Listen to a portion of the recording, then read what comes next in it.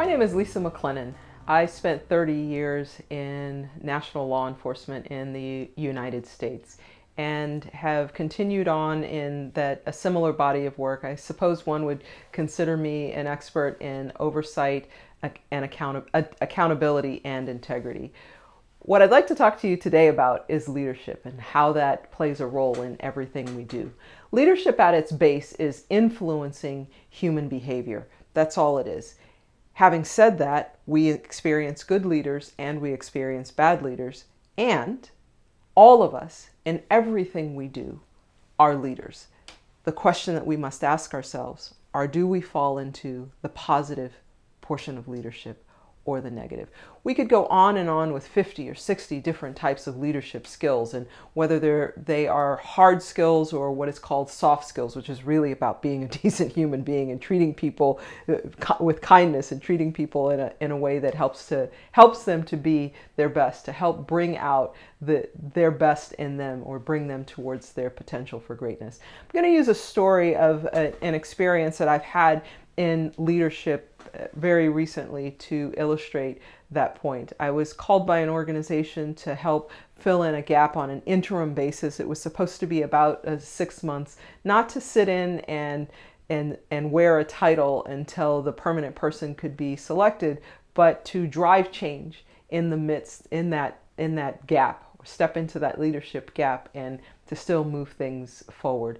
The way I describe it up front was it was the equivalent of arriving somewhere and on the edge of a body of land and someone saying, okay, now get to the other shore, and all you have is what you can pick up and salvage, and you need to make it there, and you've got 6 months to get it done. It was the equivalent of taking a child's raft, blowing up the raft, calling upon my network, and asking the question, who is willing to be daring, to be a part of something much bigger than themselves, to work hard, to work long hours, but to help get this raft and the people on it to the other side, building it while sailing it.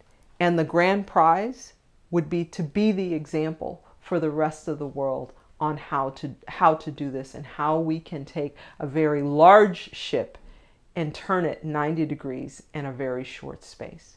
I took on that challenge. I called upon the network that I had accumulated over the previous 30 years, found some eager people who were willing to be a part of something bigger than themselves and knew that they had the skills and the motivation, the drive to get the work done, to do it in a positive way, and to be a part of a team.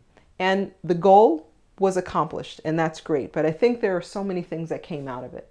The first is, since we lead every day of our lives, whether we recognize that or not, it's important to build a community, a professional community, maybe even a personal community that crosses over into the lines, but build a community of people that when you call upon them, they're there. When they are available to help, they are willing to do so. And they bring with them a level of experience and desire for excellence in everything that they do, that they are willing to be a part of a project at any time. Any time that they have to spare, they are always willing to help.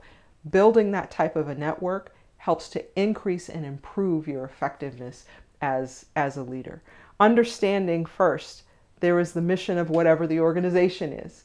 Does that mission align with who you are and what you are about? As long as there is the alignment, you now have the green light to take the next step. The following step after understanding the mission of the organization is surrounding yourselves with people who are different than you, because they will be able to see things that you can't see, or see them from a perspective that you would not have imagined. The third is to build a team of highly autonomous people who are experts in their field, but who can also work with each other and across teams, because today's organizations require those skills. With those three things, a positive attitude about leadership, about influencing human behavior, and with the desire to influence that human behavior towards a greater goal, and particularly one that is bigger than you and the team that you have assembled, is what will get you to the other side. It will allow you to build the ship and sail it at the same time. Thank you.